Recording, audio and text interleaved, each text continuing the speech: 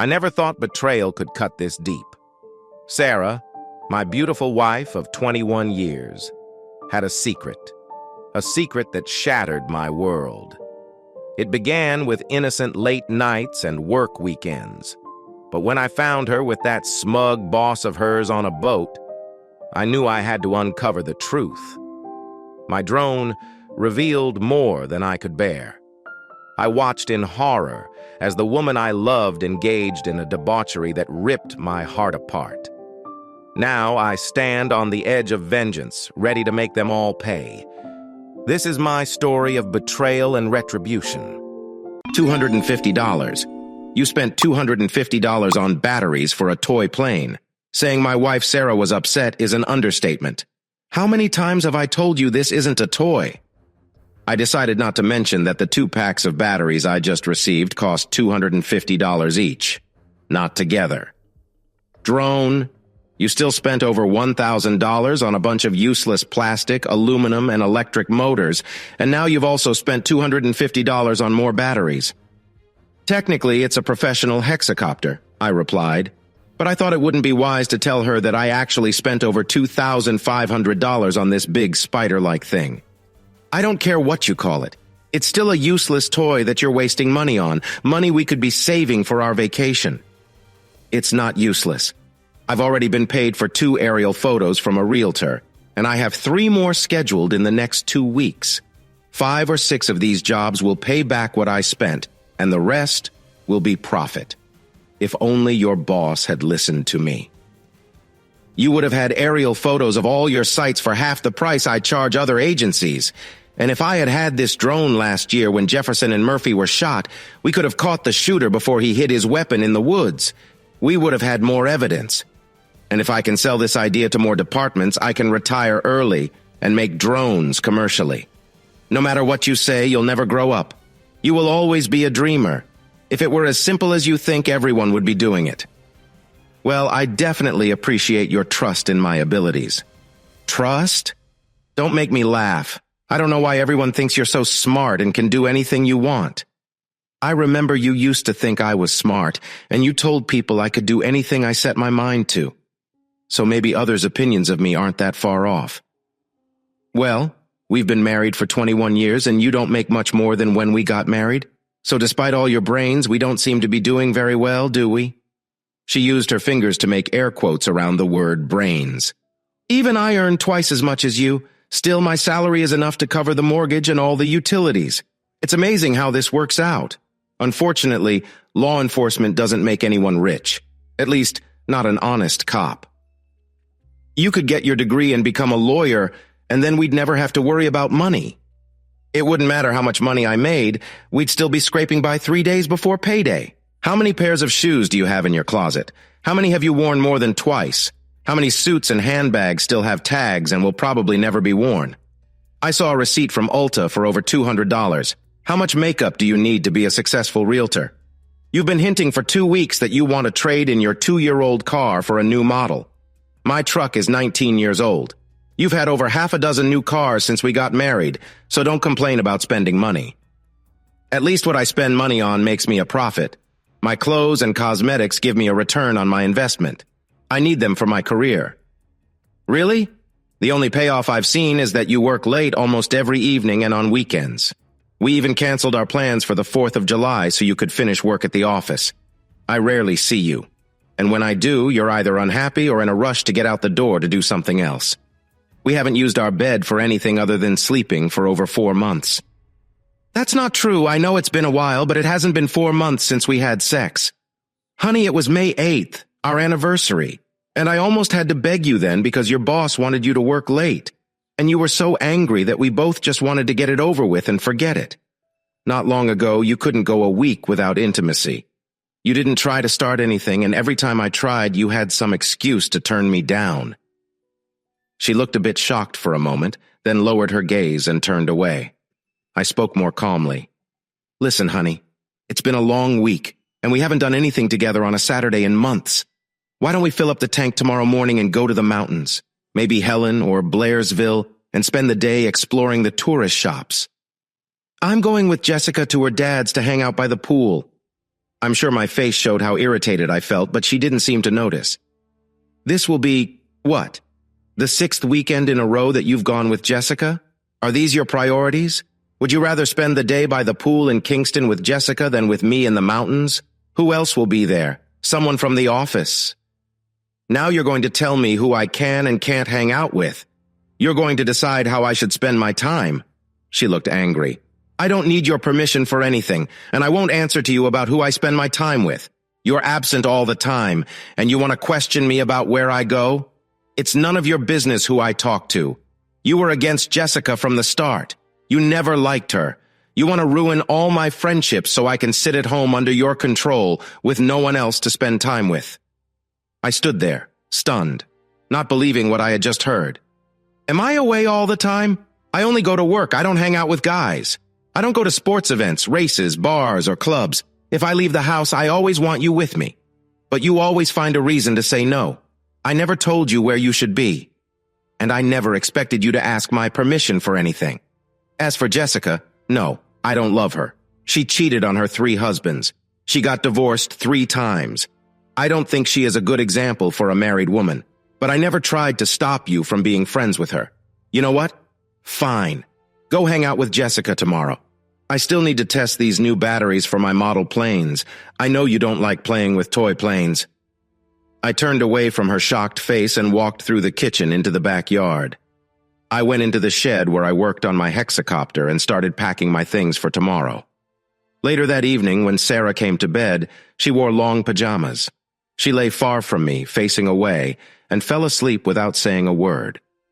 I lay there, thinking about what happened to our marriage. Why did we take different paths? Looking back, I kept coming to the same thought. Sarah's job. Something changed after she started working at Sutton's real estate agency. I remembered a few work events I went to when she was first hired.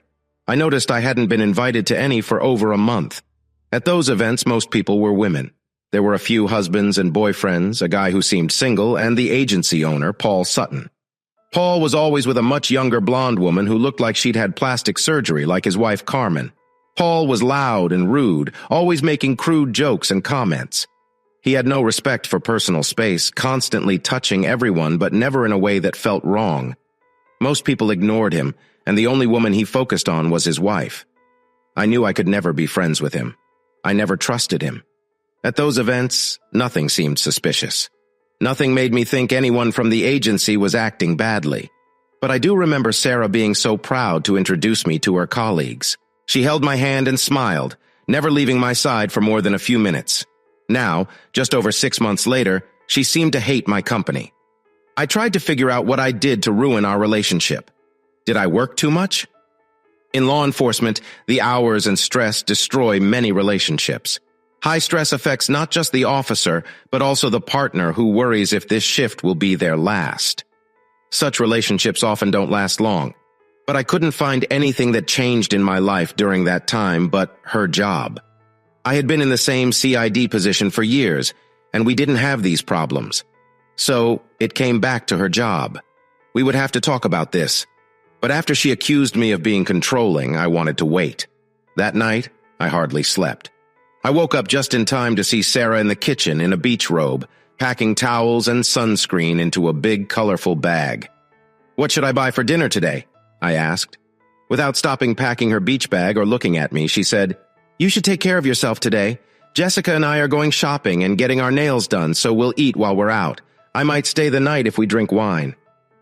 I didn't know if she was trying to get a reaction from me because she knew I didn't like Jessica, but I didn't say anything. I just watched her leave through the garage door and drive away in her car. I spent the next 2 hours mowing the lawn, thinking deeply. I never thought I had a reason to doubt Sarah or her love for me. I knew our relationship lost the excitement of the first years of marriage, but I thought it was still strong and comfortable, like an old chair. It was my safe place from the harsh world I faced at work. Maybe our marriage didn't give Sarah the same comfort. Maybe comfort wasn't what she wanted. But I started to realize that Sarah didn't see me as a worthy husband anymore. I wasn't sure if she was seeing another man. I didn't want to think it could be true, but now I wasn't so sure. Who could it be? She never talked about anyone. She hardly told me anything unless she had to. The only person she mentioned was No, wait. I let go of the lawnmower handle, and the engine stopped. I suddenly felt like I needed some water. I stood in front of the fridge, enjoying the cool air. It was a hot August morning in Georgia, and it was only going to get hotter. My thoughts went back to Sarah. What had changed with her? Could she really have changed so much in just 6 months? I couldn't think of any time she even seemed interested in being with another woman. As far as I knew, she found the idea disgusting. No, it couldn't be possible. But still, that didn't explain what was really going on. I decided to find out where Jessica's father lived. I thought maybe I could take Sarah and Jessica out for lunch. That way, no one would have to drive after drinking. Maybe Sarah would like that. I included Jessica. I thought they might like something from Chicken Salad Chick. I heard women talking about the new restaurant in town, so I opened the Life 360 app on my phone to see where Sarah was. But the app just said, "Location paused since 7:55. Now I was worried. Why did she turn off Life 360? Was she hiding something from me? I felt dizzy, like when you stand up too fast. It was like a storm inside my head. But I still hoped. I looked at my watch. It was 10:16. Over 2 hours since she paused the app, which we had installed over a year ago. Sarah wanted to know where I was while I was at work so she could call for help if something happened. I never told her that our patrol cars have GPS trackers and dispatchers always know where we are. I let her think the app was important for my safety. Was that the real reason she suggested it? Or did she have another reason for wanting to know where I was all the time? I hoped she had just paused the app and not turned off my phone's GPS. I turned on my laptop and opened iCloud, launching the Find My iPhone app. I don't like Apple products and prefer Samsung and Android, but Sarah always wanted the latest iPhone. Since I had to make sure each new phone had all the necessary apps, I could easily log in and track her phone on the map. It showed she was at Lake Allatoona, not where she said she would be. Maybe Jessica's dad has a boat, and they went to the lake. Deep down, I knew I was trying to find a reasonable excuse for something I didn't want to believe. But until yesterday, I never thought my wife could be anything other than loyal to me and our marriage. I opened Google Earth on my laptop to get the GPS coordinates of where the app showed her phone. The satellite image confirmed she was at a remote part of Lake Allatoona, not at her friend's pool. I looked for a spot to park near the lake. It wasn't a direct line of sight, but I could reach the lake from Cooper's Branch boat launch in about half an hour. Since I wanted to test my new drone batteries, I figured I could get there in about 45 minutes. I loaded my equipment into the truck and used SkyVector to check the airspace. Most of the lake was in an uncontrolled air area, so I wouldn't have to worry about nearby airports. I closed the site and opened Mission Planner on my laptop, planning the drone flight. I saw 2 possible routes. The first was just over 3 miles, staying over open water with 5 waypoints to reach the cove. The second was a bit shorter, crossing 3 pieces of land. If I took the water route, I could fly lower and stay out of radar range. I had never flown the drone that far before. Even though my high-power video transmitter and 16-channel digital transmitter should work from that distance, I wasn't completely sure. The flight would take about 7 or 8 minutes each way. This was just within the battery life of my new 12,000 mAh LiPo battery packs, which people had criticized me for using. I knew this flight would be pushing my limits. Technically, I was breaking the law by flying beyond my sight, risking my license to fly commercially. If the drone malfunctioned, it could hurt someone or cause damage. But my life had changed so much in the last 24 hours that thinking ahead didn't seem important. The lake was 840 feet above sea level, so I set the drone to fly at 950 feet. This kept me under the legal limit of 400 feet above ground. I could have flown directly, but avoiding all obstacles would take too long. I wanted to start quickly. I worried that Sarah might notice my drone and check my location using the same app I used to catch her lying. So I went to a store half a mile from home and bought a cheap prepaid cell phone for $48. I forwarded calls from my Galaxy S9 to this new phone. Then I left the Samsung on its charger by my bed, packed my gear into the truck, and headed east on US Highway 411 towards Carterville. After 33 minutes, I parked at the Cooper's Branch boat ramp. There were only 2 people there, a woman with dark hair in her mid-20s, and a young red-haired girl, about 4 or 5 years old, playing with a ball. No boats or trailers were nearby, so I didn't expect anyone to bother me. I set up my tripod with directional antennas and a signal booster near the picnic table by the lake. I opened my laptop, plugged in the telemetry receiver, and launched Mission Planner. Once my ground equipment was ready, I took out the Taro 690 hexacopter from its case. I unfolded and locked its arms and attached a heavy battery pack to the bottom with Velcro and nylon safety straps. I connected the battery, and the drone came to life, showing its wires, antennas, and a GoPro camera on a gimbal below.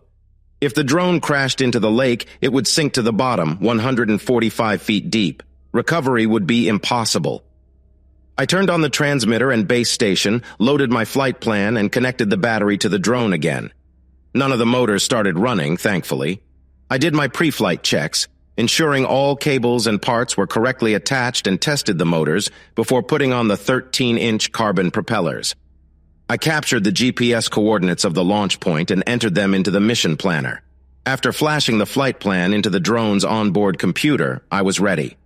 As I checked the video monitor for the drone's signal, I heard a clear voice behind me asking, "What is that?" I turned and saw bright blue eyes and felt a wave of sadness that vanished quickly. I imagined a life with my daughter, watching her grow from a baby to a young woman walking down the aisle. But these were just fantasies. We couldn't have more children after complications during the birth of our son. My dreams of raising a daughter stayed dreams. I never felt regret. After the surgeon told me my wife would recover and be healthy, I was happy and excited about our family's future.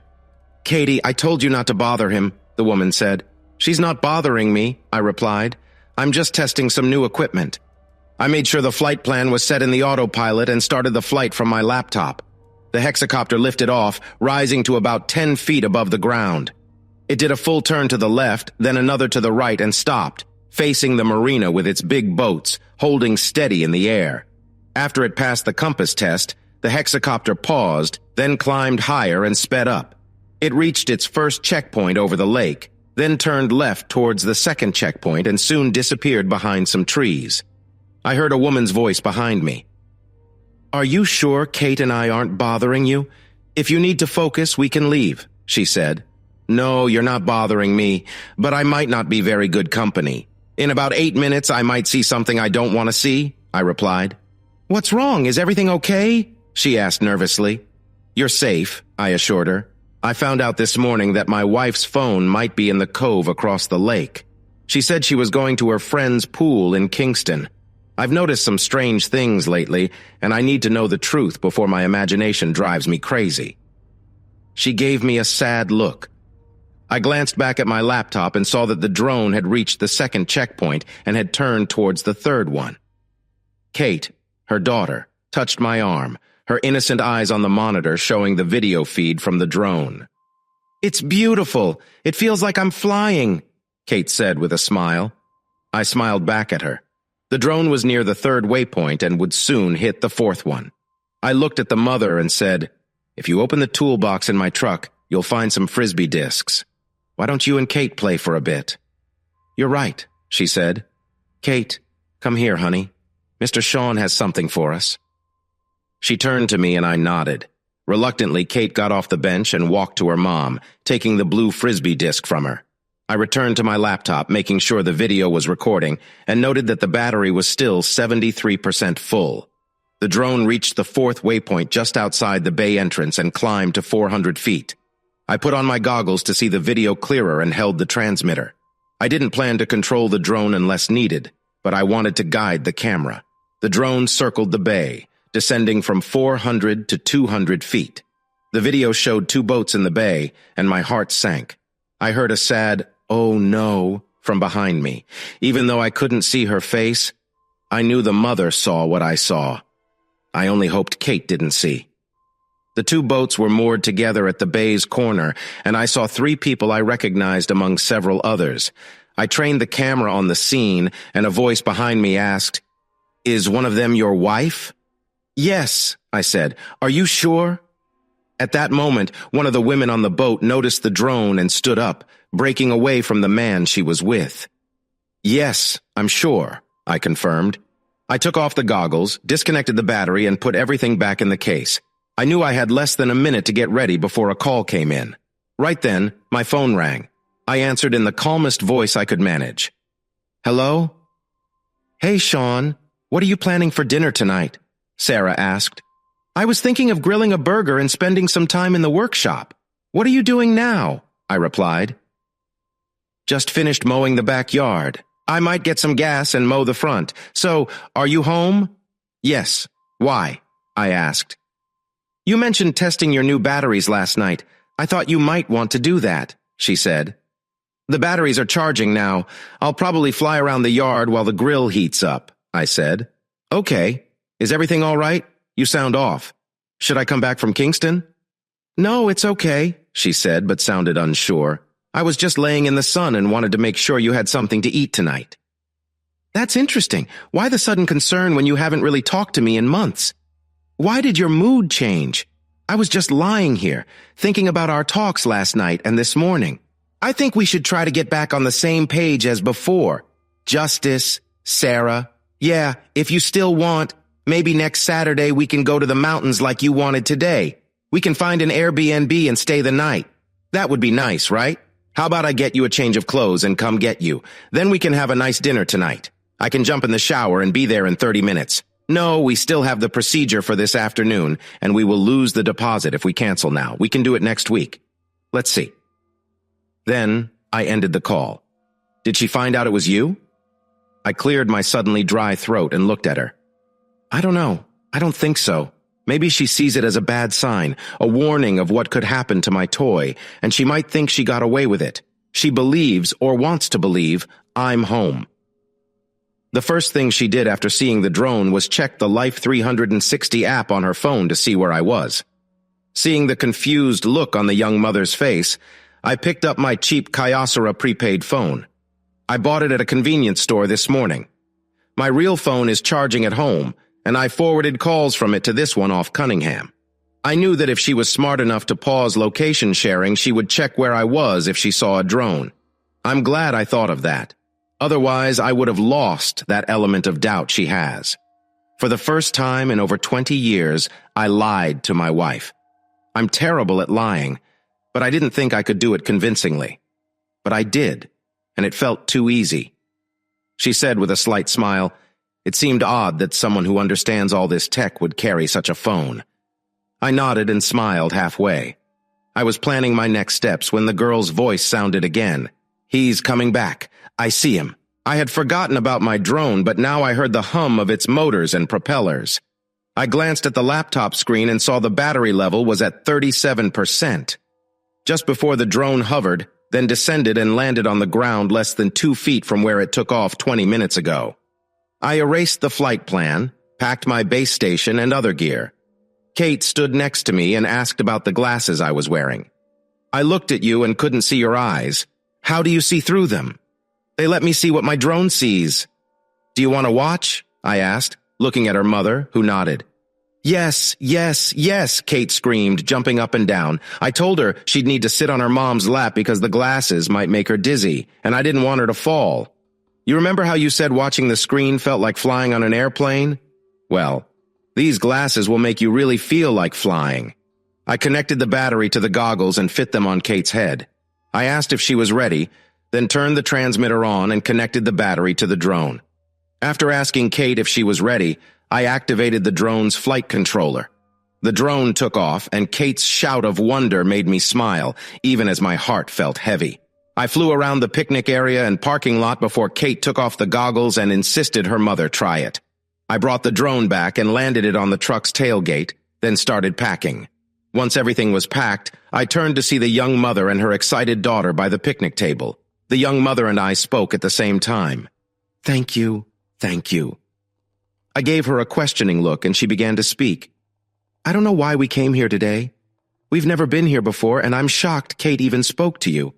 But more than that, I don't know why I didn't grab Kate and leave as soon as I saw you get out of your truck. But you looked so lost and in pain that I wasn't scared, and I don't know why I'm going to do what I'm about to do next. I know you're not thinking about anything else right now, but I want to thank you for making Kate feel special for the last hour. She's never had positive attention from any man, and you gave her hope. My name is Samantha Kelly, but people call me Sam. Suddenly, I felt dizzy. My face must have turned pale because Samantha immediately looked worried. I raised my right hand, palm facing her, and shook my head. "Are you okay?" she asked. "I'm fine," I replied. "If we had more time, I'd explain it to you. But it doesn't matter." I didn't want to dig into why my mind wandered when I first saw Kate's eyes. I also didn't want to explain that I had chosen the name Samantha Caitlin for my future daughter long before I met my wife. Samantha watched me for a bit, then reached for the prepaid phone in my left hand. "Don't use this phone because I know you'll just throw it away after you get home, but before you do, put this number in your real phone. When you're ready to talk to someone, send it to me so I can have your number too." I extended my hand to her phone. "Let me see your phone." As I added a new contact to her Samsung Galaxy S9, I gave a half-serious smile. "Thank you, Samantha. I'm glad you and Kate were here today. I'm glad you didn't run away when you saw me drive up. And I'm especially glad Miss Kate spoke to me first. Her smile could bring peace to the world. I don't know how I would cope if I was alone here, so thanks for everything." "When can I fly on a plane again, Mr. Sean?" Kate asked. "I don't know, Miss Kate, but maybe someday." I climbed into the driver's seat of my truck and spoke to Samantha through the open passenger window. "I need to start some things. I have about 1,000,000 thoughts in my head, and I know that soon I will need to talk to someone about what's going on.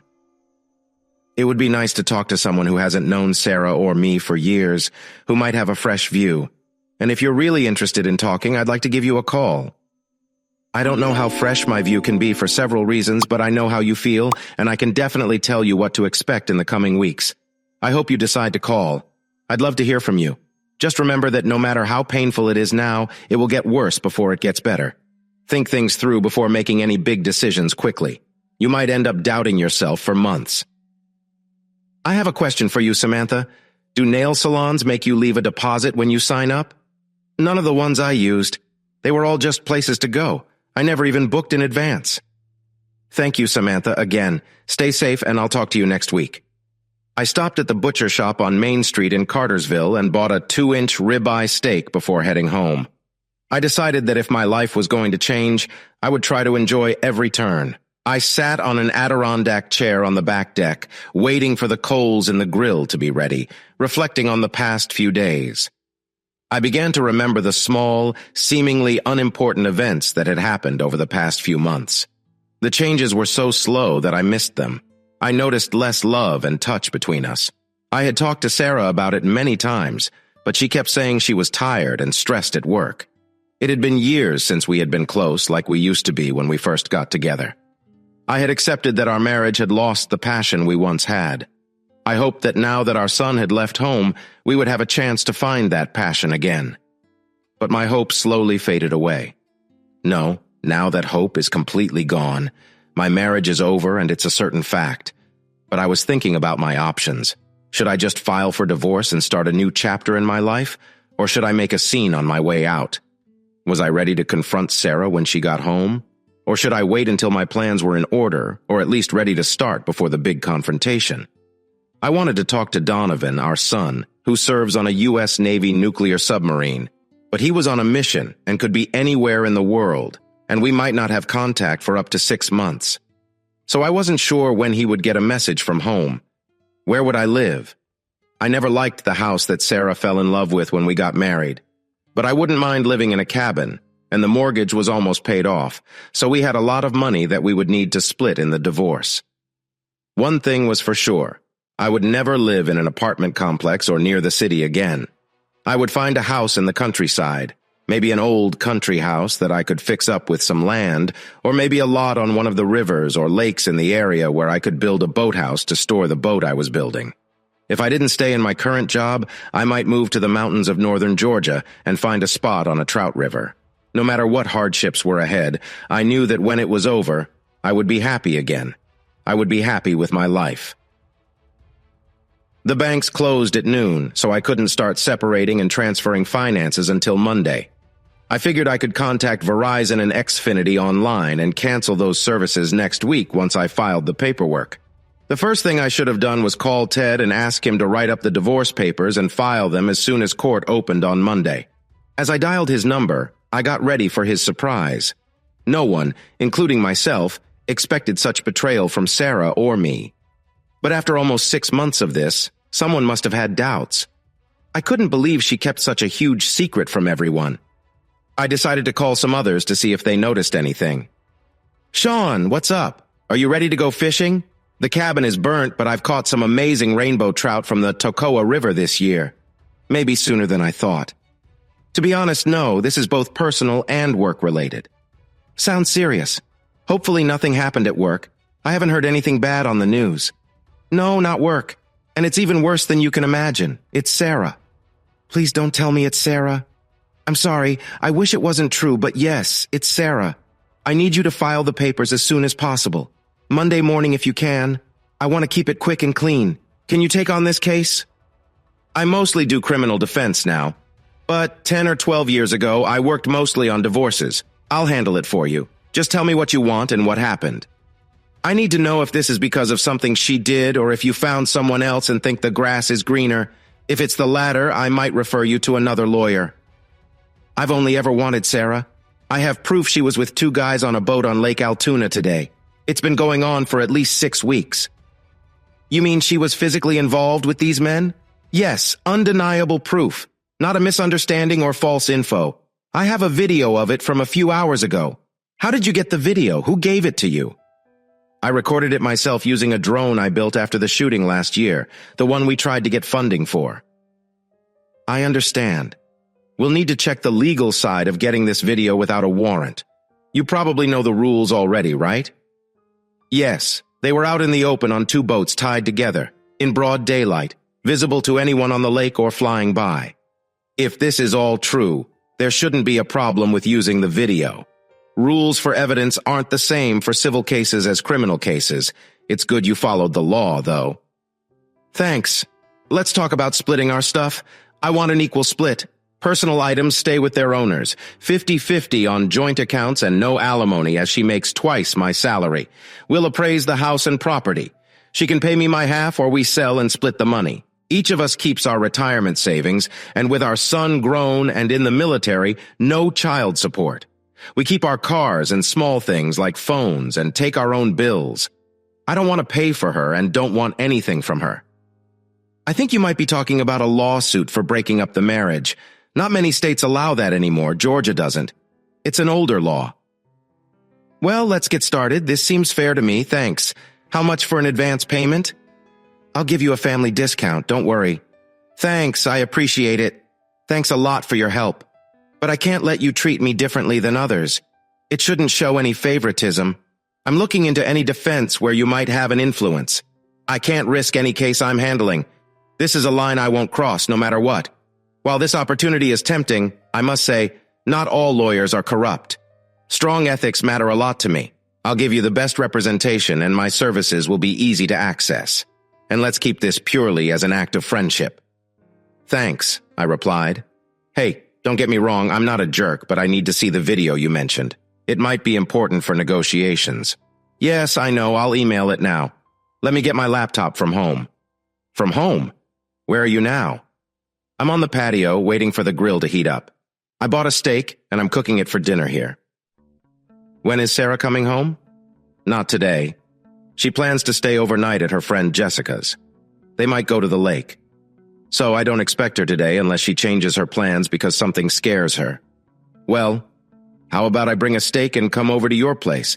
We can watch the video together. You can show me the drone and its features. Who knows, I might hire you as a private investigator someday. Do you have extra potatoes and bread? I have baking potatoes and mushrooms, but no bread. Okay, I'll grab some Texas toast. This will be great. I have some amber beer in the workshop fridge and a nearly full bottle of Woodford Reserve. I'll be there in 30 minutes.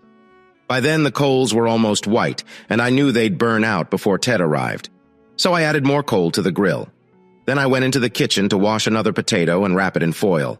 I set up the table on the terrace with plates and cutlery near the grill. I checked the grill again, noticed the charcoal was turning white, and put them under a third of the grill. I placed the potatoes on another part of the grill and closed the lid. Once the potatoes were cooking, I brought my laptop and drone outside. When Ted arrived, we prepared our steaks with oil, salt, pepper, garlic, and a bit of onion powder, then started grilling them. "How do you like your steak, Ted? A bit more cooked than medium rare, please." I laughed. "Yeah, I have a friend who says a well-cooked steak should still look like it could walk away." "So, this is the drone you mentioned?" "Yes, it has 6 motors and propellers. Is this how you bought it?" "No, I collected the parts and built it myself." Ted smirked and shook his head slowly. "Well, let's watch the video." I turned the laptop so we could both see it. The video started with the drone on the grass, facing the lake. It rose into the air, turned left to show the lake, then spun 360 degrees before pausing. "Wait, who is this woman and little girl?" "I thought you weren't seeing anyone," Ted asked. "I'm not. I didn't know them. They were having a picnic near the lake when I arrived. The girl, Katie, was interested in the drone and wanted to see it fly." The video then rose and moved across the lake toward a marina. It turned left, headed east for a bit, then turned right again, moving south. The drone went over hills and trees, entered a bay, and showed 2 boats. The scene on the boats was clear as the drone circled and descended, keeping the camera on the people below. "Do you recognize anyone besides Sarah?" Ted asked. "Yes, that's Jessica, Sarah's divorced friend, and the man next to the blonde in the hat is Sarah's boss, Paul Sutton. The other guys are unfamiliar, but I saw at least 2 of them at the country club. They were talking about buying real estate at the bar last week. James, the one with a can in his hand, was telling Frank, who is behind Sarah, about a good real estate agent who could help him find the best home." Everything started to make sense. Knowing the truth wasn't comforting, but it was something. After dinner, I explained how the hexacopter worked to Ted. We talked about its uses for surveillance and other things. After Ted left, I thought about what we had discussed. I remembered some more points I needed to talk to him about in the coming days, then I got ready for bed. That night, I slept alone. I didn't expect Sarah to come home, and I realized I didn't mind. This bothered me. Why wasn't I more upset by Sarah's betrayal earlier when I saw clear evidence of her actions? Felt sick at first, but now I just felt numb.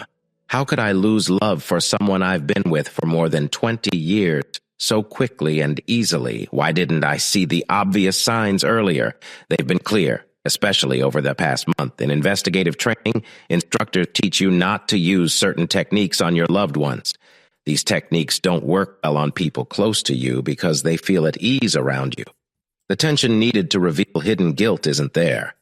Often, these techniques give false results when used on someone who trusts the examiner. No one wants to believe their partner would lie and cheat. But when faced with undeniable proof, a person has 2 choices. Some say there are more options, but I don't think so. First, he can accept the betrayal and stay. He can try to make peace with his partner and hope she won't cheat again or agree to her behavior. Second, he can admit what happened and leave her to face the results of her actions. I was tempted to respond with anger and leave a mess behind, but I preferred a more strategic approach. I wasn't prepared to stay and wait for her to ask for forgiveness, counting down the days until the next betrayal. No, if she chose to cheat now, she'll do it again. And I won't live like that. This chapter is over. It's time to move on. I woke up much earlier than usual on Sunday morning. Maybe I didn't sleep at all. Either way, I was up before dawn, packing everything I wanted to take with me. As the sun began to shine through the windows on the east side of the house, I stopped to make a quick breakfast of bacon, eggs, and toast. While eating, I called my old friend Jim Wheeler, a detective who works with me, and told him what happened. He was just as shocked as I expected. During our conversation, I told him where Sarah worked and that I caught her cheating. I believed she'd been cheating for at least 6 weeks, maybe as long as 4 months. I also told him I had started packing my things and planned to move out as soon as I found a place, even if it was just a motel. "Are you saying Sarah works at Sutton Real Estate on Broad Street?" Jim asked. "Yeah, she's been there for about 6 months. You need to talk to Detective Conrad from the city." "Stephanie Conrad? Yes, I know her. We don't talk much, but we've exchanged greetings. Why should I talk to her?" "You need to meet her. She needs to see the video you made. I'll send you her contact info. Call her right after we hang up." "Okay, I'll call to see if she's working today or on call. No, she's at home now. You'll get her card soon. I just sent it to your phone. My phone beeped with a text notification. I saved the info as a new contact.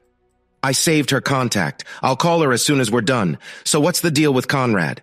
How do you have her contact on speed dial, and how do you know she's off today? Why do I need to show her my video? We went on dates a couple of times before I started seeing Rachel, and Conrad has been investigating Sutton real estate for a few months now. There's a rumor they're running a brothel to boost sales. If your info is right, it could be more than just a rumor. Okay, I need to make more calls. I need to find somewhere to stay until I find a permanent place. And yes, I'll call Conrad. Do you know David Hunter? Jim asked. Yeah, day shift sergeant? Yep. He mentioned he has a house on the lake or a camper near you. He might rent it out. Give him a call. It might be perfect for you until you find something permanent. Thanks, I appreciate your help. Let's meet up soon and go fishing or have a barbecue. Sounds great, you bring the beer. I ended the call and decided to call David Hunter first. Hello? Hey, Dave, how are you? Not bad, Gilmore. Just keeping an eye on things with current public opinion towards police. How are you? Well, to be honest, not great.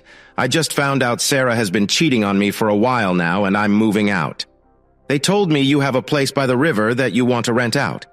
Yeah, it's just off Hardin Bridge Road. Do you know it? Yes, I do. I'm not sure how long I'll need it. Just until I find something more permanent. But I'd like to pick up my things before lunch today if possible. Hopefully before Sarah gets home. That's fine. How soon can you be ready to meet me there? I checked my watch. It was 7:43 a.m. I've already gathered most of my clothes and personal items. I don't need much. Most of my important things are in the workshop. I'll have to grab my tools and equipment later once I find a place to store them. At the Hardin Bridge site, there's an old barn with a dirt floor. The walls are falling apart, but the roof is solid and it's dry inside. There's no electricity, but you can store your tools and anything else that won't fit in the camper until you find another place. Sounds great. I can be there in an hour to meet you and get the keys if that's okay. I ended the call after he gave me the address and directions to an unmarked gate on the property. When I arrived, Dave was standing at a cattle gate leading through a fence overgrown with blackberries, honeysuckle, and cedar trees into a small clearing next to what seemed to be an old house, which had burned down or was destroyed long ago. He led me across the clearing, along an almost invisible path, and about 50 yards into the trees on the opposite side. Hidden in a grove was a modern and well-kept 25-feet camper with 2 slide-outs and a retractable awning. The camper was right on the riverbank, about 20 feet above the water. I got out of the truck and shook Dave's hand. I said, "Wow, I might decide to stay here. It's beautiful." He replied, "Well, I might be tempted to sell the whole place if someone makes a good offer. I've thought about it for years, but I just couldn't let someone I don't know and trust take over. If you're serious, maybe we can talk once I'm done with this case in the next few weeks." "No problem. Here are your keys. Rent covers the electricity, but you will have to refill the propane tanks for the heater and stove. The water is from a well 250 feet deep and is clear and sweet. Let me show you the gray water tank. There's no septic tank here. When it's almost full, you can disconnect the hose and it's ready to go. You can pour it out next to the boat dock. Removal is free. It belongs to the county." "Thanks. I need to unload my stuff and try to grab as much of my tools and equipment as possible before Sarah gets home. When I meet her, I prefer not to return to the house more often than needed. Honestly, I don't trust myself. I'm too calm about it and it worries me. I'm pretty good at keeping things separate and controlling my anger, but I'd rather not take risks." As it turned out, I didn't need to worry. I made 2 more trips and picked up enough to be sure that if I didn't get anything else from the house, I wouldn't regret it. I stored my tools and my project boat in a surprisingly large shed on the Hardin Bridge property and returned to my new spot on the riverbank. By 4 p.m., I still hadn't heard anything from Sarah. Sitting in a folding chair by a circle of stones around a small fire, sipping a beer and watching the water flow below, I remembered I promised to call Stephanie Conrad. So I picked up the phone and dialed her number. "Hello? Hi, Detective Conrad. How are you this evening? Gilmore Wheeler said you'd call, but I expected a call a couple of hours ago." "Yes, sorry about that. I was moving today and didn't get a chance earlier. He didn't tell me much. He said you have a video I need to see urgently. Said it was related to one of my active investigations." "That's what he told me too. I can meet you tomorrow. either at your office or we can meet for lunch somewhere if you prefer. I'd rather see the video today if possible. I hesitated. To be honest, it's been a long day. A long weekend, actually. I'm tired, and I've already had a couple of beers. I'm afraid I'm busy for the evening. It's okay. I can come to you. Just tell me where you are now. I'm on Hardin Bridge Road, just off Highway 411. Do you think you can find it that far outside town? I asked, smiling to myself. Yes, smart guy, we have Google Maps, so we can find places these days. We both laughed briefly before she spoke again. Already had dinner? Not yet, I replied. I wasn't in the mood today, and I need to go to the store before I can plan anything resembling a meal. Okay, I'll be there in an hour. Call me when you turn onto Hardin Bridge Road, and I'll meet you at the gate on the right side, about 2.5 miles from the highway. An hour and 20 minutes later, I closed the gate behind a white Ford Expedition, which looked about 6 or 7 years old, and led it to my trailer on the river. A petite woman got out of the driver's door looking lovely in jeans and a loose pullover. Her shoulder-length hair and bright green eyes caught my attention as she reached back into the truck and pulled out a yellow box and a pack of Guinness Stout. I hope you like Cajun fried chicken and real beer. I didn't think you drink light beer. Now that I'm here, I hope my guess was right. I smiled. I don't drink beer often, but when I do, the lightest I can handle is Yuengling. I had an amber bock this evening, but I love a good stout. We went to the camper to eat without being bothered by mosquitoes and flies. After the meal, Stephanie asked me what I knew about her investigation of Sutton Real Estate. Practically nothing, I replied. I just found out this morning that someone is doing business for the agency. My wife works there, and I found out this weekend that she has been cheating on me for a while now. Stephanie's face went pale. Oh no, not Sarah Gilmore, she said. I didn't make the connection. She looked down at the table, thinking. Yeah, she's been unfaithful for almost a month now, Stephanie continued. It seems they've been getting her involved in their system for months. I think she fully joined 3 weeks ago at a party with some agency clients. I looked out the window, feeling like my marriage was falling apart, and said, She told me she spent the last 6 Saturdays with Jessica Walker at her father's house in Kingston. Stephanie got up, went to the fridge, and brought back 2 cans of beer. She handed me one, and we both poured our drinks into glasses. That may be true for the first 3 weekends, but I think she spent the last 2 differently. Having fun with the other women from the estate agency, I said. And you're saying she did it again this weekend? Yes, Stephanie nodded. On several boats in a bay on Lake Altoona. That makes sense, I sighed. I didn't get any reports of them doing anything in town this weekend. She seemed lost in thought, twirling a can of beer between her hands before speaking again. My case is coming together, and I can't leave your wife out when I file charges. She already faces at least 6 charges. What charges? I asked. Stephanie hesitated, then looked me in the eyes. Solicitation. Violating the Georgia Controlled Substances Act. Maybe more as we go through the evidence. She will be brought in with the rest, just as guilty as everyone else. Her eyes were sad, almost sorry for me. Isolate her, I said. I'm not asking you to protect her. She made her choice. Let her face the consequences. Stephanie paused, nodded, and asked me to show her the video. When it ended, I saved a copy on a flash drive from my bag and gave it to her. She said it wasn't strong on its own, but combined with other evidence, it would be powerful. She told me about her investigation, starting with a complaint from a rival real estate agent. A potential client had asked if she would be willing to sweeten the deal for a sale, as Sutton's agency does. When the agent asked what he meant, he explained that successful sales agents at Sutton's were women because they performed sexual acts to close deals. The agent kicked the client out and then called the police. Stephanie was assigned to the case. The investigation revealed that Sutton was distributing illegal substances and running a small trafficking ring under the cover of a real estate agency. They also planned to include 3 other agencies in their warrant applications. Stephanie and her captain were working with the district attorney, figuring out how to handle the case without causing chaos in the community. Many families might start having doubts, which could lead to more domestic problem reports. She said both investigators and prosecutors were ready to start the warrant process in a week or 2. With the video, they were prepared to begin. It was getting late, and we had finished most of the beer. Stephanie asked if she could stay the night, as she couldn't drive. Look, I don't want to sound rude or make you uncomfortable, but all I can offer is an uncomfortable folding bed, I said. Despite what Sarah did, I've never broken my vows. Until the paperwork is done and the court order is issued, I'm still married. Sorry if I'm overthinking, but we are both a bit drunk, and it's easy to make bad decisions right now. It's okay, Stephanie replied. My only other option would be to sleep in my truck until I sober up. But let's talk about it again when things settle down a bit. Sounds good. Do you have a bag with you? I asked. No, I have a bag at home, but nothing in my truck. There should be a big shirt you can wear if you want.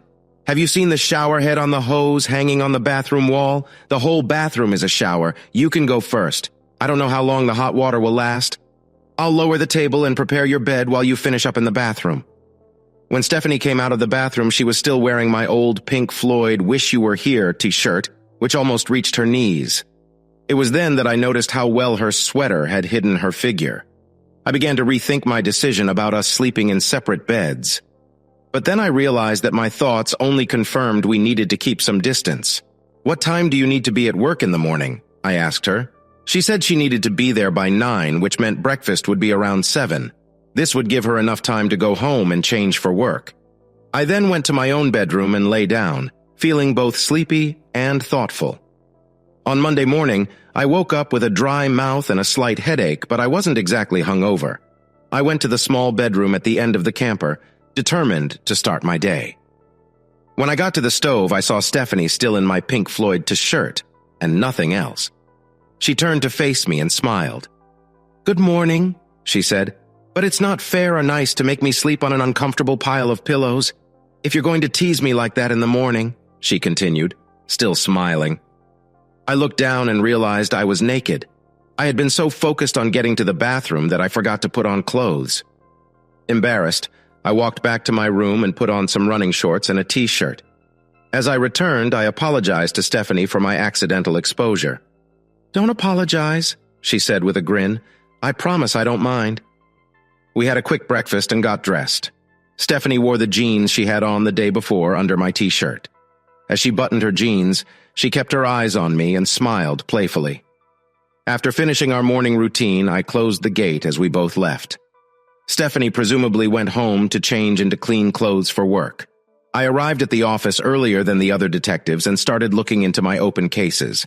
I had 36 active tasks and highlighted 5 to focus on for the day. I checked my phone and saw that I had over a dozen text messages, 16 missed calls, and 9 voicemails. I realized I hadn't heard from Sarah because my phone's ringtone was turned off. Listening to the voicemails, I noticed they went from angry to sad. By the last message, Sarah was crying and asking me to come home. Her texts followed the same pattern. I sent her a message saying I was busy and would talk to her later if I had a chance. At almost 10 a.m., I called the law firm of Parker, Kilgore, and Hughes and asked for Ted's office. Ted Kilgore's office. How may I help you? The secretary said. I need to talk to Ted, please. This is Sean Gilmore. He's expecting my call, I replied. Just a moment, she said. Sean, how are you this morning? Have you done anything silly since we last talked? Ted asked. No, Ted. I moved and am now renting a camper near you. I haven't seen Sarah since Friday, not in person anyway, I said. Did you talk to her? Ted inquired. She blew up my phone yesterday and this morning. I said I'd talk to her later tonight if I had a chance, I told him. Don't try to get back at her. Let me handle it through the court. Were you able to submit the documents this morning? Ted asked. No, it will be tomorrow, likely after lunch, I said. Okay, we need to meet again. There have been some changes since Saturday. Are you representing anyone involved with Sarah? I asked. No, I haven't been approached by anyone related to Sutton Real Estate, Ted confirmed. All right, thanks. Let me know when you submit the documents, I said. Sounds like a plan, Ted replied. We hung up, and I left the office to interview some witnesses for my cases. I managed to keep thoughts of Sarah and Sutton Real Estate out of my mind for a while. Since I had been in the office early, I left at 4:30 p.m. on my way to the river. I stopped at the grocery store to buy enough food to last through the weekend. I limited the refrigerated items to see how much I could store. Back at the camper, I put away the groceries and changed into baggy shorts and a tank top, ready to unwind. I ignored all of Sarah's calls and texts today, but I decided it was finally time to call her. I didn't want to talk about our fight over the phone or through messages. We needed to speak in person, face to face. I wouldn't hide from her or our problems. Just as I was about to dial her number, Stephanie called me. "Hello, detective," she said. "Hey, Gilmore, are you close to the office?" "No, I'm at home. I'm planning to relax this evening. What's up? Are you back home?" "Yes," Stephanie said. Then, realizing she meant the house Sarah and I shared, I added, "No, I'm at the River House now. This is my home." "Oh, well, I have a huge favor to ask, and I'd rather not discuss it over the phone. Can I come over tonight? I can bring dinner." "Sure. Do you like fried pork chops?" "I love them." "Great. I'll get an extra chop ready. The gate will be open. Please close it behind you." "I will. Have you spoken to Sarah?" "I was about to call her when you rang." "Okay, part of the favor is not to mention the video or my investigation for a few days." "I won't mention it until we've talked. See you in about an hour." After hanging up, I dialed Sarah's number. She answered before the first ring ended. "Sean, where are you? You must come home." "I don't need to be there right now. You made your choice and I made mine. I tried to tell you how serious things had become, but you didn't listen. You made your job your priority and disrespected me. I disagree, so I left, until we can sort out the situation." "Is it because of that drone or whatever you call it?" "No, it's not because of the drone. It's just a thing, a tool. I moved because you left me emotionally weeks or even months ago. I'm just giving you the freedom you seem to want and moving on with my life." "You're seeing someone else, aren't you?" I couldn't help but laugh. "Are you serious? I've never even thought about anyone else since I met you." "Maybe I should ask if you've been as faithful, but I'm not sure you can be honest about it." There was a tense silence. Sarah was probably trying to figure out how much I knew. "That's what I thought," I said. "Sean, I always—" "Stop it right now," I interrupted. "Don't you dare say you've always loved me or been faithful. I'm done with this." "You can't leave me. We've been married for 20 years. We have a grown son." Her voice was on the verge of sobs. "We can meet later this week or over the weekend to talk about what to do next. I don't want to do this over the phone. We both deserve better. I'll call you in a few days, but you can start looking for a lawyer." I ended the call and went to the trailer to start marinating 2 thick pork chops in soy sauce and herbs, getting them ready for the grill when Stephanie arrived. Having done that, I read the next few chapters of Dan Brown's Origin, the 5th book in the Robert Langdon series, while listening to the water below. I was lighting the grill when Stephanie arrived. This time she came out of her car with a package of beer, wearing yoga pants and an oversized blouse. I noticed how the blouse, though clearly too big for her small frame, seemed to hint at some insecurity. Still, she looked great to me. She smiled at me. "Hey, I'll be right back." She went into the trailer and came out a few minutes later, still smiling and holding 2 bottles of beer. She handed me one. I took a sip and said, "I hope you don't think I drink every day or use alcohol to handle stress. I actually drink very little beer, but I appreciate your choice. You've managed to pick 2 of my 3 favorite beers." "I'm not a big drinker either," Stephanie said, looking at her bottle. "I like wine more than beer. But you mentioned you liked beer last night, so I thought it'd be nice if I brought some. Are you still going to feed me?" "Of course," I said, noticing the slightly worried look on her face. "Sure, here's a simplified and adjusted version of your provided text. I'm glad you remembered what I said. Thank you. I'm happy to share dinner with you. It's been a long time since I've had company like this."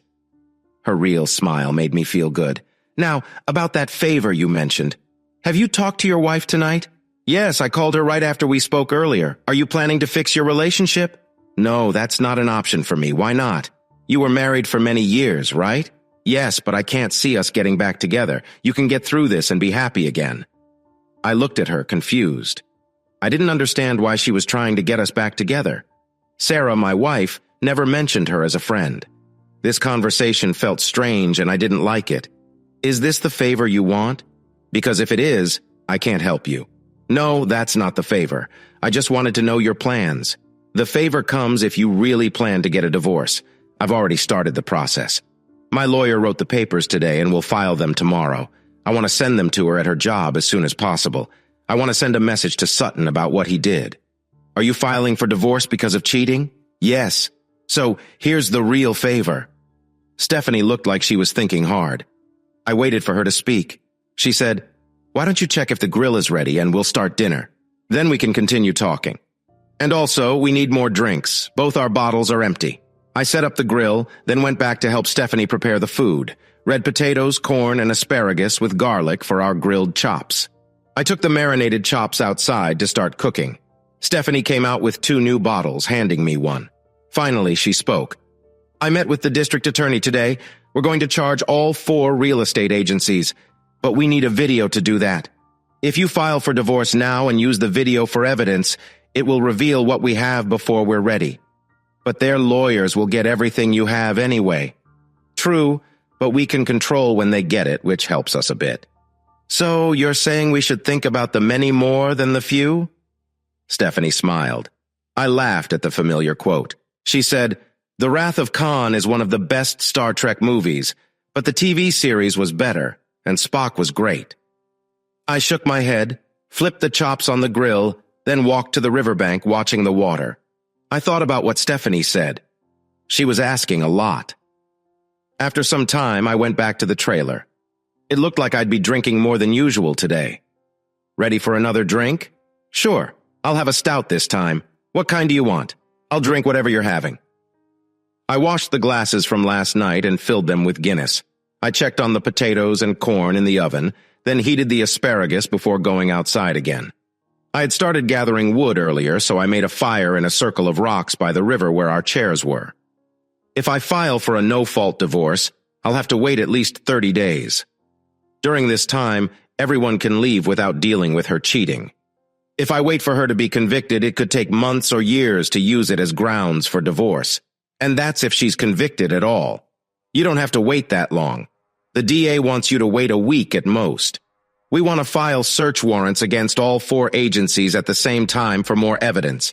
You can file and serve her by Friday, but mid-next week at the latest. Let me think about it before we eat. Fine. We decided to eat inside to avoid mosquitoes and flies. Our conversation was light and casual. I enjoyed how easy it felt between us. Basketball, soccer, volleyball, or softball? No, not softball. It's one of the other 3, or maybe all 3. "Why rule out softball?" she asked. "You don't seem like you play softball, but you played one of the other 3. What if I told you I was a cheerleader and didn't like aggressive sports? You'd be lying. You like team sports because of the competition, and you were not a cheerleader." She smiled. Basketball and soccer. We changed topics a few more times before finishing dinner and washing the dishes. After grabbing another bottle from the fridge, we went back outside and started a fire with some driftwood. "Okay," I said. "I'll call Kilgore tomorrow and tell him to wait until Friday afternoon to file the petition." "We can serve Sarah the summons next week," she replied. "That way you can get search warrants before anyone can destroy important papers." "I need to talk to you about something else," I said. "You know Ted Kilgore is handling my divorce, right? I figured that out when you said you would call him tomorrow." "I didn't know he does divorces," I confessed. "I thought he only takes on criminal cases." "He made his name doing divorces early in his career. It's been a while since he's handled them personally." I showed him the video, and he recognized the 2 men with Sarah on the boat. "They're members of his country club. This was before I knew about the investigation. He assured me that I am his main client, and he has no ties with anyone in the video or the Sutton agency. But I don't know who else you're investigating, so I can't be sure. I trust him not to mess up your case, but it's up to you. I wanted you to know he's involved," I said. "Yes, that's important to know. I'll need to talk to the DA about it. I don't want to know when you plan to execute the warrants, and considering my connection, I shouldn't be too involved," she replied. "I agree," I said. After a while, our conversation quieted, and we just listened to the sounds of the night. "It's getting late. You can stay again if you want." "Are you going to be a scout again?" I looked at her, hoping she understood. "Stephanie, I don't have much to offer other than my word. Despite everything Sarah did, I made a promise. Until the paperwork is filed and she is notified, I must keep my oath. If I don't, I'm no better than a traitor. I am so flattered that you're interested, and it took all my willpower not to pull you into the bedroom this afternoon. I hope we can spend more evenings together soon. But for tonight, I will be a scout. If you stay, you'll sleep in the bedroom, and I'll be on the fold-out bed." I finished with a smile. She looked a bit let down, but her voice had a happy note. "I hope you have another Pink Floyd shirt. I left the other one at home." "I'm sure I can find something for you," I said. I made sure the fire was out and the coals were safe. Then I folded the chairs and put them under the table cover, and we went inside to get ready for bed. "What makes you think I wasn't a cheerleader?" she asked. "Were you?" "No," she replied. "But why are you so sure I wasn't? You're happy to show off your legs and butt in shorts or yoga pants, but you wear baggy tops. Most cheerleaders I know like to show off their chests. And by the way, you're wearing my Pink Floyd shirt. Your breasts are amazing and you shouldn't hide them." She smiled, hiding her blush as she looked at her hands. The next morning I woke up to the click of the bedroom door. Stephanie smiled as she walked past my bed to the bathroom. A few minutes later, she came out wearing my old black Led Zeppelin shirt. "It's your turn to cook breakfast," she grinned, then went back to the bedroom. I liked the idea, so I got up, put on my gym shorts, and preheated the oven. I laid out some bacon on a rack and then did my morning routine in the bathroom. When I came back, Stephanie was at the sink, cracking eggs into a bowl. "Too many cooks in the kitchen?" I joked. "I know, but you were taking too long," she said with a smile. After breakfast, she asked if I was still putting off filing for divorce. "Yeah, I'll call Ted when I get to the office. I'll probably meet Sarah after work tonight. I want this over with as soon as possible. Maybe then I can check out the barn and think about turning it into a workshop." "Are you thinking of staying here for a while?" she asked. "Yes," I replied. "I think so. I like it here. Hunter said he might sell if I wanted to stay. Maybe I should talk to him about it." "It suits you," she said, wiping the table. I smiled and put the last dishes away. I don't know how I'll feel tonight after talking to Sarah. Stephanie put the towel down and sat. I hope I didn't give the wrong impression. I'm not looking for a relationship. I like to have fun, and I don't handle jealousy well. I know you've been watching me these last few days. When we eventually get together, I doubt we'll sleep much. I'm not seeking anything exclusive. You're focused on what's important, and I like teasing you. Your strong standards show your good character and make you even more appealing. I think this land will attract many single women from Floyd and Bartow counties soon." She laughed and said, "Just remember, I showed interest in you first." She winked. I smiled slyly back at her. "Actually, you weren't the first to show interest in me." "Really? Well, I need to try harder then." We laughed and finished cleaning. "I'll be back shortly," Stephanie said as she walked out. She returned with a duffel bag and a garment bag. As I tucked my shirt into my pants, I asked, "Did you come prepared this time? Forget your nightwear? I like wearing a man's shirt to sleep, preferably a long-sleeved button-down shirt. Hint, hint. Got it? Fresh or already worn?" "I don't like hanger creases," she said, placing both bags on the bed. I laughed. "You're trying to get me into trouble. If I wanted to get you into trouble, I'd do it right in front of you. Or at least leave the door open with these words." She closed the door. I opened the gate. She drove by, talking through the open window. "I won't go out tonight, but call me if you want to talk." "Okay." I locked the gate behind me and headed to the office. I checked the duty board, picked the cases needing the most attention, and started my contacts and interviews. At 10 a.m., I called my lawyer and asked him to delay filing my divorce petition until Friday afternoon, explaining briefly. At lunch, I called Sarah and asked her to meet me at the city's waterfront park. I would bring takeout so we could talk about our marriage. She sounded calmer than I expected, and we agreed on a time and place to meet. It was a productive day overall. I closed one case as exceptionally cleared, one as unfounded, and issued arrest warrants in 2 others. I found a promising lead in a 5th case, but can't pursue it until the witness returns from vacation in nearly 2 weeks. At the end of the day, I discovered I had been assigned 2 new theft cases and 1 child abuse case. Being a crime detective is an endless cycle, and people wonder why we don't see the problems in our own lives and marriages until it's too late. We have so many things and issues in our minds that it takes all our concentration. No one should worry about keeping an eye on their spouse. This is the one person everyone should trust without question. I left work 2 hours early, got soup, salad, and fresh bread from Outback, and met Sarah on the boardwalk. We chose a clean picnic table. She looked sad but resigned. But I wanted us to enjoy our meal before getting to the tough part of our talk. However, neither of us had much appetite. Our conversations were brief, not wanting to dig too deep. As I watched Sarah stir her soup, I closed the lid on my half-full bowl and put it back in the bag. Sarah felt we were reaching the point and put her spoon down, looking past me. "It's too late, isn't it?" "Yes, it is. How much do you know?" "A little. I know you've been lying and cheating on me for weeks, and you lost respect for me even before that." "It was you by the lake, wasn't it?" "Yes, it was me. I knew it was you deep down. After I called you, I was sure. When I hung up, I told Paul that this was the first time you lied to me. I couldn't meet you Saturday night, so I stayed at the motel. I couldn't stay at Jessica's. I know it doesn't change anything, but I'm sorry. I'm not just sorry I got caught. I wish I hadn't made those decisions. In hindsight, they weren't worth it. Costs are often higher than we expect. If you saw what happened at the lake, you'll see there's more here than divorce. Detectives came with warrants, took account files, and interviewed everyone. So, something is up. How much time do I have? I don't know. I'm not involved except with you. All I can say is get a good lawyer. And if someone offers you an opportunity, it might be worth taking. Thanks. I might call Ted Kilgore. Ted can't help. He works for you now? Yes, he has documents.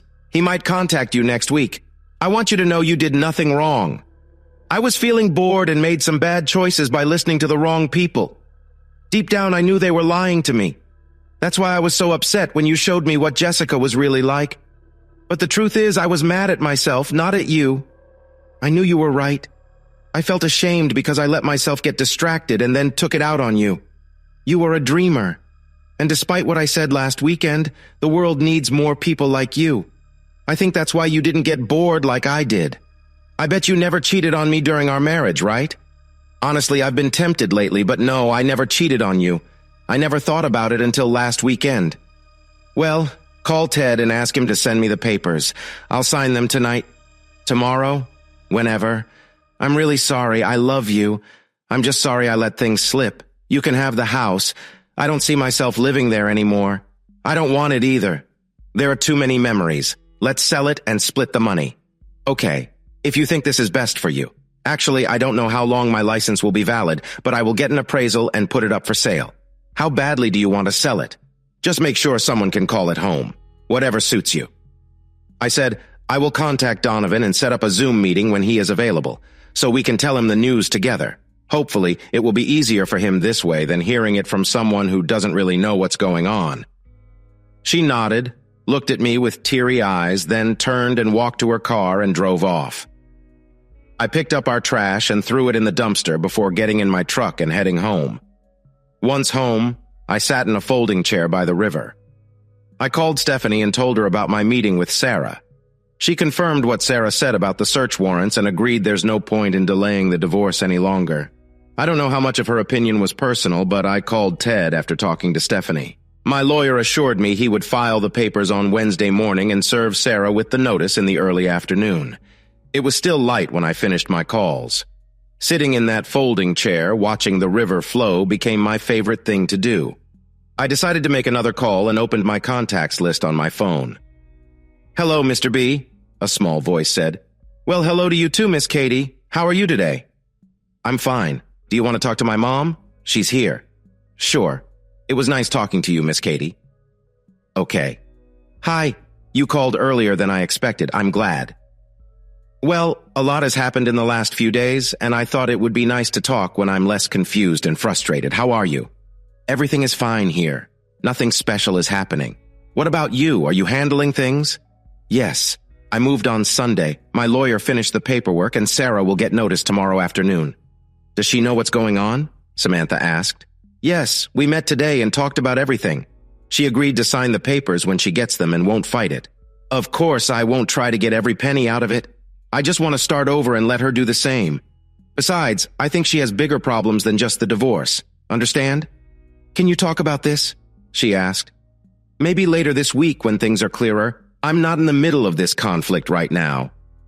"Well, I just wanted to check in, see if you disappeared after giving me the wrong number on Saturday. I was a bit confused, and you could have told me anything then. I didn't even ask about you, not even your name. You should have offered it before I left and gave you the number myself. I wasn't in the best condition." "I still don't know where you live." "I usually stay between Rome, Taylorsville, and Cartersville. I said, laughing briefly in surprise. You'll give me a complex if you keep reacting like this every time I tell you something about myself, she said, amused. I'll explain everything someday. If I try now, you'll think I'm making things up. Okay, I'll accept it for now, but not for long. I heard her smile. Well, part of it is that we might be 5 miles apart. I'm renting a place on Harding Bridge Road by the river just below the boat launch. Oh, I know that place. There's a piece of land with an old barn. I go there because it's so beautiful, and the surprises keep coming, I said gloomily. What? Samantha asked, confused. Why don't you come over? I think I know where you're talking about, and I'll meet you there. Okay, see you in 10 minutes.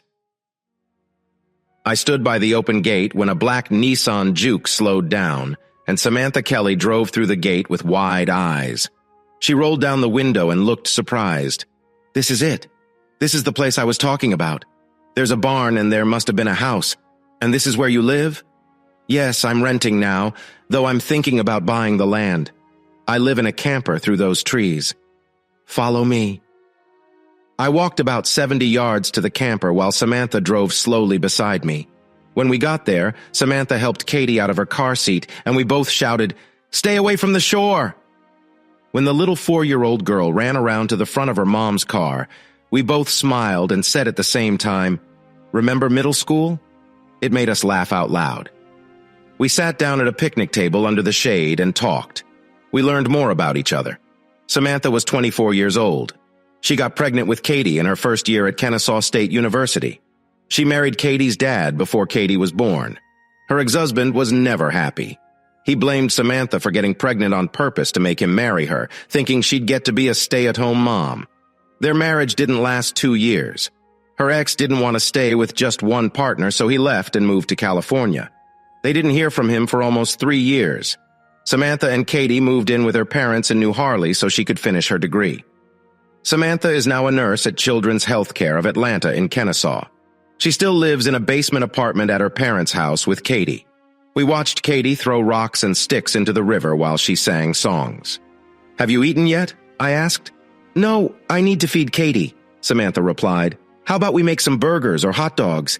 It's still early, and you can put her to bed after dinner." "Katie, would you like a hot dog?" Samantha asked. Katie jumped with joy. "Yes, yes, yes." "If everyone wants hot dogs, we can cook them over the fire and even roast marshmallows after dinner," I said. Samantha agreed. I used some wood in the stone ring to start a new fire, and soon we had hot coals ready for cooking. Samantha, Katie, and I prepared sausages, buns, condiments, chips, and tea. We took everything to the picnic table. I showed Katie how to cook the sausage over the coals. Katie soon got tired and sleepy. "You'll have to save the marshmallows for next time," I told Samantha. Katie fell asleep in her car seat before they even left. I said goodbye to Samantha through the car window, locked the gate after she drove away, and headed back to clean up. I made sure the fire was out, then took a shower and went to bed. The next morning, I felt like something was missing. I didn't realize how important good communication was. I had been married for over 20 years. But now I see that in the past few months, maybe years, my marriage felt like living with a roommate rather than a partner. Waking up alone made me see that my marriage was over and I was single again. My wife and I grew distant, and I didn't try to connect with her. It wasn't all her fault. I stopped paying attention to her long ago. My marriage became comfortable but dull, like an old leather jacket that needs care but was ignored. I failed to keep our relationship strong and it fell apart. This doesn't excuse her betrayal, though. I never thought of cheating.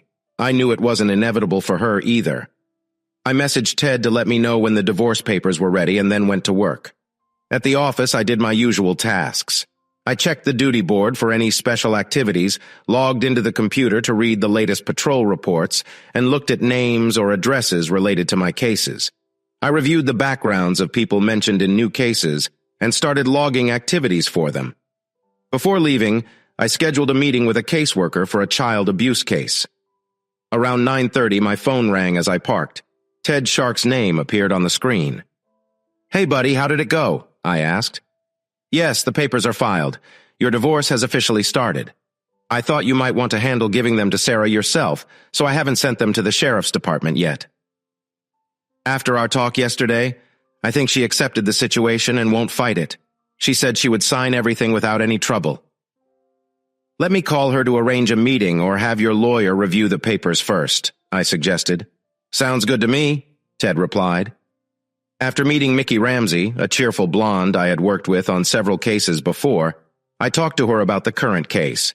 She said she would pass it on to the CID. Then I called Sarah. Hey, Sean, are the documents ready? She asked. Yes, I said. Ted has them. Just tell me when and where would be best for you and I'll get them to you. Or I can give them to your lawyer to review before you sign. I didn't hire a lawyer, Sarah replied. You've always been fair, even with those you investigated. I trust you haven't changed. I assume you're proposing to split everything equally. Donovan is grown up, so no child support, right? Yes, I confirmed. We sell the house, split the money equally, pay off debts, and divide what's left. We each keep our cars and pensions. It's the fairest way. But what if something goes wrong without a lawyer? She asked. You'll have to trust me, I said. I've always been better at judging people. Fine, she agreed. I'll sign the papers today so we can both move on. Thank you, I said, and hung up. Then I called another contact. Hey, Gilmore, is the camper okay? Yes, Dave, everything is fine. Actually, I wanted to ask you if you still wanted to sell me some land. Do you want the full 37 acres? 37 acres? I thought it was only 3, I said, surprised. There's a bit over 4 acres of riverbank plus another 33 acres on the other side of the road, he explained. Wow, that's a lot, I said, feeling unsure. Are you buying it to live on or as an investment? Honestly, I love it here. I'd like to build a house, but 37 acres is a lot to manage, I said. How about we meet tonight, catch some catfish, and discuss it over dinner, he suggested. Sounds good. I'll be there by 6 p.m. I'll get the cornmeal and chicken livers. I managed to close another burglary case, returned stolen items, and got arrest warrants for the suspect. I was arranging a forensic evaluation for a minor listed in a case when I got a call from Parker, Kilgore, and Hughes. After finishing my work, I called Ted back. Hey, Sean, I wanted to tell you that Sarah signed the papers and I filed them with the court. We're just waiting for the judge's signature and you'll be divorced. Wow, it's that simple? I asked. Marriages aren't what they used to be. Now they're just a convenience or inconvenience depending on your perspective. I'll send you the bill, Ted said. Thanks, I'll pay it. Let's go fishing sometime. See you later, he said. I finished the activity logs for my cases, logged off, and made a mental list of groceries I needed. Then I went home and changed into comfortable clothes. I found a machete under the camper and cleared the brush along the riverbank behind the camper. I discovered a path and stone steps leading to a ledge about 3 feet above the water. After 45 minutes of hard work, the place was much better for fishing or swimming if the water was deep enough. I knew I would shower before bed, but I felt so sweaty that I needed it now. After my shower, I stepped out to find David sitting in a folding chair, watching kayakers go by. Relaxing, isn't it? Dave asked without taking his eyes off the water. Every day I like it here more and more, I replied. Glad to hear that, he said, unfolding another chair and placing it by the fire ring. I've spent many summer days here. Best place for swimming on this part of the river. Great spot for catching catfish, too. Motorboats won't work here, but kayaks and canoes are perfect. Downstream, you can wade in without getting your shirt wet, but right here it's about 12 to 15 feet deep and the water's pretty clear. I grew up here, left after high school and joined the Army.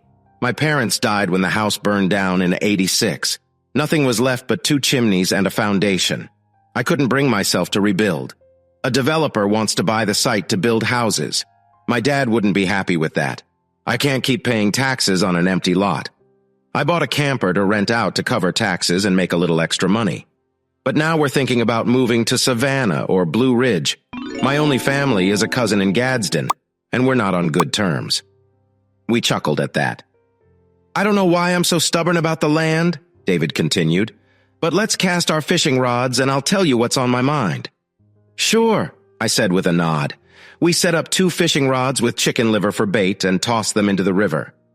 Then we grabbed some folding chairs and a bottle of Amberbach beer from the camper's fridge. Dave sat down and started, Here's my offer. If you buy all 37 acres and promise not to sell it to a builder who'd put up houses so close you'd smell your neighbor's breath in the morning, I'll finance it myself at 3% interest and sell it to you for $40,000. Add another $5,000 if you want to keep the camper. Give me 10% as a down payment when you can, and you can include the entire deposit towards buying the camper. You won't get a deal like this anywhere else, and no one else will. That's quite a deal. Normally I'd need time to think, but I'd be foolish to pass this up, unless you have hidden back taxes or other fees. All taxes are paid, he said. No liens, claims, or court issues. I own it fully and can sell it to you. If everything checks out, we have a deal. We'll need a lawyer to make it official, I said. Dave stood up, walked to his truck, and returned with a manila folder, which he handed to me. Inside were multiple copies of a sales contract outlining the terms he'd just described. I'd say you planned this all along, I remarked. I saw it in your eyes the other day. Figured we'd get here sooner or later, so I called my lawyer on Monday. I'll need to withdraw some money from the bank tomorrow. Dave nodded, approving silently. Just then I heard an engine and turned to see a white Ford Expedition. Stephanie stepped out, smiling, holding a 12-pack of Yuengling beer. Hey, Scout, how are you, Dave? Hi, Stephanie, Dave replied, smiling. 3 out of 3. You're still trying to get me in trouble, huh? I joked. Yes, I am, she teased with a grin. We caught 10 catfish and cooked them with hash browns on the grill, sitting at a picnic table as the sun set. After dinner, Dave said he needed to go home before his wife worried. We walked him to his truck and shook hands. I'll stop by the bank first thing tomorrow and get the money, I said. Fine, I'll take this contract to the court and start transferring the plot into your name, Dave agreed. Thanks for the trust, I said. After signing, whatever you do with the property is up to you, but I bet you don't want neighbors you can see or hear their arguments. I smiled and nodded. Dave drove away, leaving me and Stephanie. She handed me a bottle of beer. We sat by the fire, enjoying the calm evening. I see you cleared up the area. Now you can see the river better, she said. Yeah, I might buy some wood this weekend and start building stairs to the dock, I replied. So are you buying the plot? Staying here? She asked. Yep, it's official. Signed the contract today, I confirmed. Good, she said, smiling. We talked for a bit until she suddenly said, I heard a rumor today. A rumor? I asked, curious. Yeah, are you ready to earn your achievement badge, Scout? She asked playfully. I've already earned almost everything in Scouts, I said. Maybe, but this one's not in the handbook, she teased. Put out the fire and meet me inside. She walked to the camper. I wanted to join her, but I was nervous. My last relationship had ended months ago, and I hadn't been with anyone since. Still, I trusted Stephanie. I put out the fire and made sure it was safe before heading into the camper. After taking a shower, I found Stephanie lying on the bed, a sheet covering her waist. She looked beautiful, her hair spread out across the pillow. I slid under the covers and turned towards her, pulling her close for a kiss. We were not in a hurry, but we couldn't really relax either. The friendly tension between us slowly turned into a warm feeling. We shared an intimate moment. She cuddled up against my left side, resting her head on my shoulder. I softly stroked her back with my hand. Stephanie swung her leg over mine and gently played with my chest hair.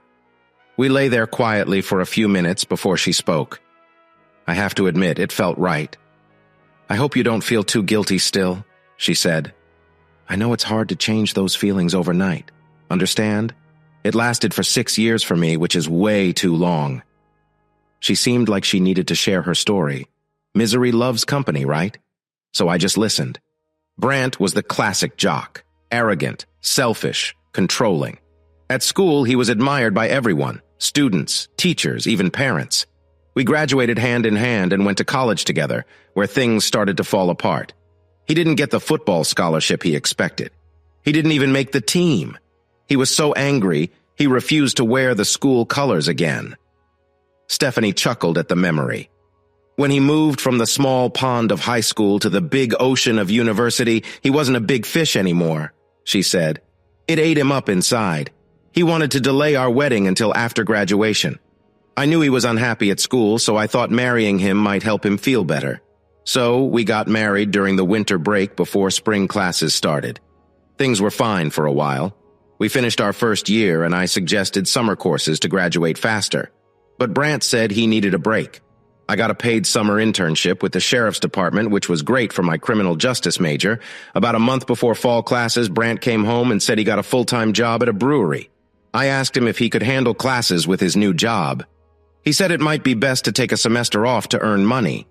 I then realized he would never go back to school. It wasn't so bad, though. He made good money at the brewery, especially when he started bartending on tours and on weekends. I stayed a full-time student, working part-time, and got paid internships every summer. We lived better than most students, at least those without rich parents. Looking back, he was probably already seeing other people and drinking every day. I kept stroking her back and hand, letting her continue. After I graduated, he tried to get me to work at the brewery, but I wanted to work in law enforcement. He didn't like that. He thought law enforcement was a man's job. I knew he was controlling, but I didn't find out until later that he was selling illegal substances through the brewery. He had been doing it since he started working there. He didn't want his police officer wife threatening his business. She turned her head to look at me, and I looked back at her. I know what it's like to ask yourself, how did I not see this? She said. I nodded, and she went back to her comfortable position. Despite the problems, I got a job at the department where I interned and loved it. I did well and got promoted several times in 2 years. The arguments with Brant got worse. We fought, sometimes even physically. The last fight ended with him hitting me and me defending myself with my baton. He left with tires squealing, and then I heard a siren. I didn't look out the window. I turned off my phone, put it down, took a shower, and went to bed. The next morning, I called my captain and asked for a week off. He gave me as much time as I needed, saying he had an idea of what happened. He told me Brant had been arrested for drunk driving and caught with a lot of illegal substances. My world fell apart. I feared losing my job and everything I worked for, but my captain assured me I had nothing to worry about. So I went home to stay with my mom for a week. We talked about my options and other silly things to take our minds off Brant.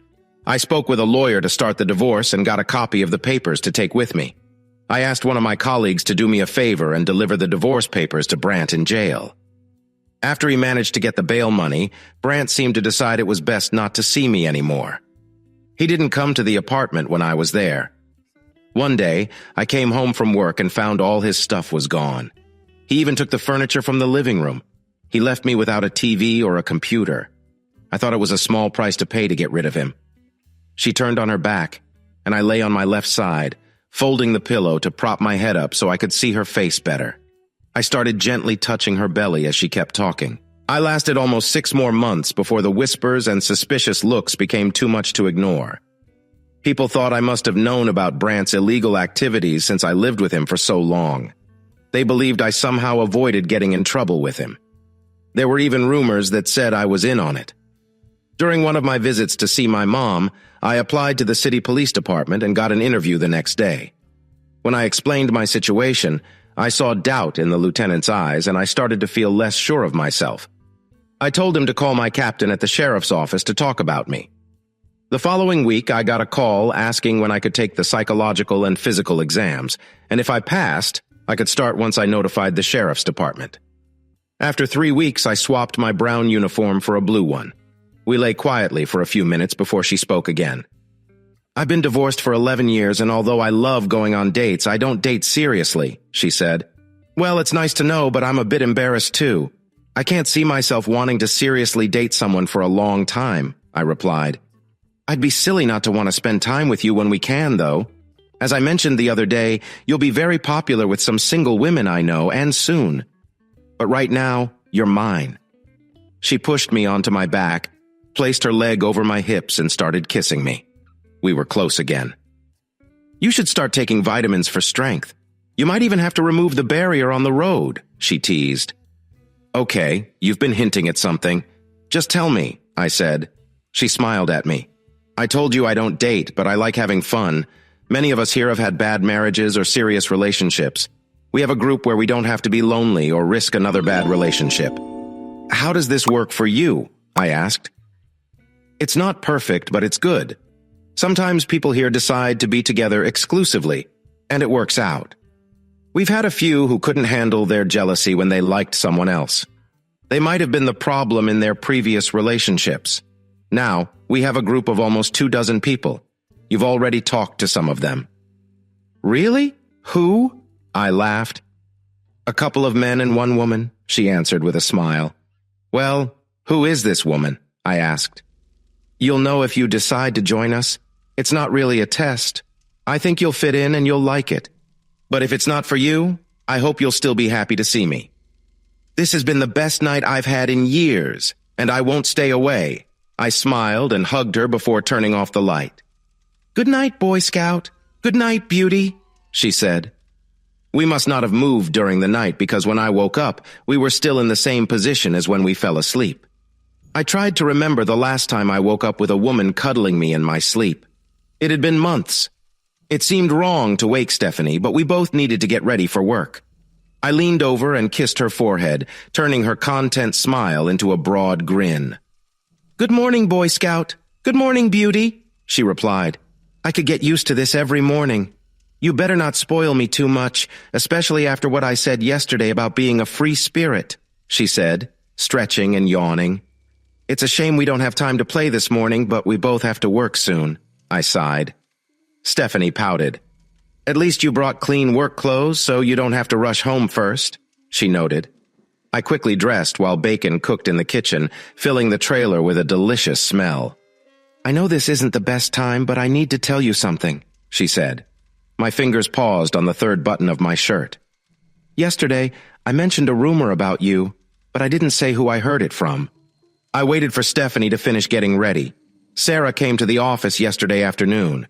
She wanted to speak with the head detective on the realtor case. When she got to my desk, she said she wanted to confess her role and testify against the other employees in the agency. She gave a written statement explaining how she got involved, how she helped with sales, and how much Sutton paid her. She dated several clients but didn't ask for any leniency. Sarah wanted to admit her mistakes and start her punishment. She said she had hurt the only person she ever loved. Because of her actions, she lost the one thing she valued, her marriage. She admitted to sleeping with 5 different clients, one of them twice. She said she never slept with Sutton. He only touches his wife. Instead, he uses trusted employees to find new girls for the program. He's afraid of being accused of harassment if he recruits them himself. Jessica was the one who introduced Sarah. Sutton's wife, Carmen, apparently provides pills for erectile dysfunction and distributes illegal substances to make extra money. Other girls aren't trusted with the drugs. I talked to the prosecutor before leaving the office. We're meeting today to discuss our options. I'm telling you this because I need to know what you want to do about Sarah." "What do you mean?" "I have nothing to do with your investigation," I replied. "No, but you were pulled into this mess and she lied to you. She betrayed you. Anyone would understand if you wanted to see her suffer without mercy. No, that's not my style. I don't enjoy seeing her in pain. Destroying her won't fix what happened. Do what helps your case the most. Don't worry about me. Look at this place. I'm already healing. Every day here is better than the last. I'm afraid of tomorrow because I fear if I blink, everything will disappear and I'll wake up in my old life." Well, what we discussed with the court is that in exchange for her testimony and pleading guilty to 6 charges of sex trafficking, the prosecutor recommends 12 months in prison and a $1,000 fine for each charge, to be served at the same time. Since she has no criminal history, the prosecutor suggests she serve 1 year of probation and pay half of the fine. What about Sutton? We are still gathering charges against him. He currently faces at least 28 charges for pimping, aiding, or abetting sex work, and 3 for running a brothel. We are also adding charges related to drugs. He could face several years in prison and a big fine. Sarah will have a year of probation and a $3,000 fine. Sutton's real estate agency won't survive this. I'm sure of it. Sarah will lose her real estate license, her home, her family, and her good name among our friends. Why did she do all this? Was she bored? Did she fall in love with money or the power over these men? If you want to know, ask her. She seemed broken when I spoke to her yesterday. Catching her almost broke me, I muttered. You'll start to feel better soon. I think I am, I said with a smile. Now tell me who in the group I met this week. Mickey, she said with a smile. Mickey Ramsey from the Department of Children and Families. Not the one I suspected, I said. Yes, she hoped you would offer her lunch during your meeting yesterday. Wow, I replied. Stephanie finished getting ready to leave with a playful smile. I'll call you this afternoon to update you on the prosecutor's case. After we finished getting dressed and had a quick breakfast, we headed out to face the day. See you later, Boy Scout. Do you think I've outgrown that nickname? I asked. Maybe, but I still like when you call me beautiful, she replied with a smile I was starting to love. Well, I hope your day is at least half as wonderful as you are. Nice line, she said with a sparkle in her eye. She leaned over and kissed my cheek, then turned, and I followed her to the door. Hey listeners, if you enjoyed watching this video and want to stay updated with our latest content, don't forget to hit that subscribe button and turn on notifications. You won't want to miss out on what's coming next. Thanks for watching, and see you in the next video with Queen Cheating Tales.